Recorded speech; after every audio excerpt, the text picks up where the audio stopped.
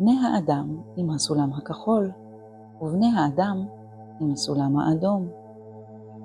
ממרוץ אינסופי לטוב לב אנושי, על גבי פלנטה כחולה יקרה, מבוסס על סיפור אמיתי. היכן שהוא, מתי שהוא, על גבי הפלנטה שלנו, שהיא ביסודה כחולה, חיו והתקיימו אנשים בדרך כחולה. היו להם אמונות כחולות, סדר חברתי כחול, חינוך והתפתחות בדרכים כחולות, והם העבירו גנים כחולים לילדים שלהם. ואז, מסיבות לא ידועות, הגיעו אנשים בעלי אופי שונה. אנשים אלה חיו בדרך אדומה, אף על פי שזו הייתה פלנטה כחולה. לאדמה אדומה, השפעות אדומות עוזרות לאנשים להתפתח. שם היו להם אמונות אדומות, סדר חברתי אדום, סגנון חיים והתפתחות אדומים, והם העבירו את הגנים האדומים שלהם לילדיהם. שם זה התאים. על פני האדמה הכחולה, השפעה אדומה יכולה לערער את ההרמוניה של הפלנטה הכחולה ושל דרכיה הכחולות. ככל שהתעצמה ההשפעה האדומה, כך גדל הבלבול ביחס לדרכיה של הפלנטה הכחולה. בחלוף הזמן, שתי השפעות אלה הועברו אל הדורות הבאים. כדי לשוב ולזכות במה שעבד, יתרה מזו, גם לשלב, לצמוח ולהתפתח לרמה חדשה, חשוב לזהות את שתי ההשפעות החיות בנו. לפניכם כמה דוגמאות ותעזורנה לזהות אותן. האדם עם הסולם הכחול מטפס עליו בזהירות, תוך חיפוש בהירות, ביחס למטרה שבשלה קיבל את מתנת החיים. האדם עם הסולם האדום מטפס במהירות, משום שמטרותיו כבר ידועות, ואילו הסיבות כבר נשכחו. האדם עם הסולם האדום מטפס משום ששמע ששם למעלה מקבלים מתנות חינם. האדם בעל הסולם הכחול מטפס בשמחה ובחופשיות, כדי לשוב עם מתנות היראה והאהבה לכוכבים הזורחים מעל.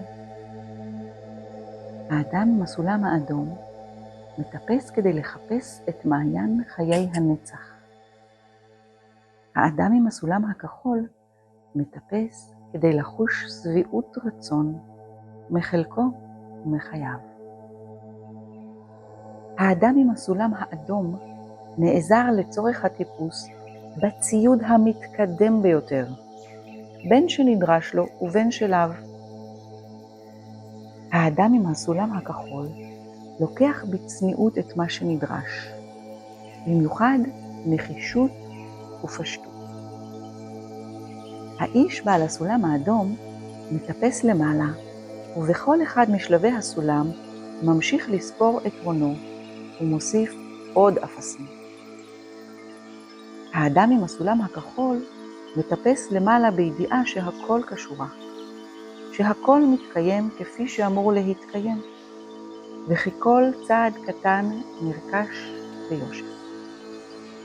האדם עם הסולם האדום מטפס במהירות הלאה ומעלה, הוא לא פוחד או שמא פשוט מתעלם מקולו של הפחד. האדם עם הסולם הכחול מטפס בקצב שלו, וכאשר הוא חש פחד, הוא מדבר על כך, מתעמת עמו, ומנסה שוב. האדם עם הסולם הכחול מטפס ויודע מדוע הוא עושה זאת, מאחר שהוא חוזר ומזכיר לעצמו את הסיבות. האדם עם הסולם האדום מטפס משום שכולם עושים זאת, אבל הוא שכח מדוע. האיש בעל הסולם האדום מונע בידי השאיפה להרוויח, לנצח, לכבוש, לשלוט, משום שהוא מאמין שזהו המרוץ של המין האנושי. האיש בעל הסולם הכחול מטפס כדי לצאת מהחשיכה. הוא עושה זאת תוך התייחסות הוגנת ונדיבה כלפי המטפסים האחרים, וכמוהו הם בני אדם. האדם עם הסולם האדום מטפס במעלה הסולם תוך כדי שליחת ציוצים, תמונות באינסטגרם וסרטונים בטיק טוק לכולם. כל אלה נשלחים תחת הכותרת ראו לאיזה שלב הגעתי. העוקבים שלו הם אלה המזינים אותו באנרגיה. האדם עם הסולם הכחול מטפס במעלה הסולם ומתקדם בעזרת סולם ערכים שבנה כל חייו. תוך כדי טיפוס, האיש עם הסולם הכחול חש באופן טבעי כיצד הוא נראה. תוך כדי טיפוס, האישה עם הסולם האדום בודקת עצמה במראה כדי לראות איך היא נראית ומפריעה לזרימה הטבעית. האדם עם הסולם האדום ממשיך לטפס וחושב לעצמו, כבר ראיתי הכל, עשיתי הכל, מה חדש? האדם עם הסולם הכחול ממשיך לטפס ושואל, מהי התחושה החדשה בפנים, בחוץ? איך ייתכן שכל יום מציג כל כך הרבה דברים חדשים ללמוד? תוך שהוא מתבגר, האדם עם הסולם הכחול כבר עלה וירד בסולם פעמים רבות לצורך התאמות קטנות ועידונים בבחירות שלו. האדם עם הסולם האדום כבר עלה וירד בסולם פעמים רבות, תוך כדי שהבטיח לעצמו הבטחות שאותן לא יוכל לקיים. ואז חזר וטיפס שוב כדי להתחבא במגדל השן שלו. האדם עם הסולם האדום מטפס עליו ולועג למי שלומד ועובד בחריצות ובהגינות. האדם עם הסולם הכחול מטפס עליו כשחבריו מטפסים איתו, הוא צוחק עמם ולא עליהם. האדם עם הסולם הכחול מטפס כדי לצלצל בפעמון שיעיר את כל אלה שנרדמו על משמרתם. האדם עם הסולם האדום מטפס כדי להיות בנקודה הגבוהה ביותר של עקומת הידע. האדם עם הסולם הכחול מטפס ותוך כדי כך מתרשם עמוקות מקסם העצים, מעיצוביהם היפים והטבעיים. הוא ניזון כאשר הפרי בשל. האדם בעל הסולם האדום מטפס תוך כדי שהוא כותב ככל יכולתו פירות לא בשלים רבים, וכך יוכל לשמר או להקפיא אותם. הוא כותב אותם מעץ שנגזם לצורה מרובעת, כדי להפיק רווח מרבי.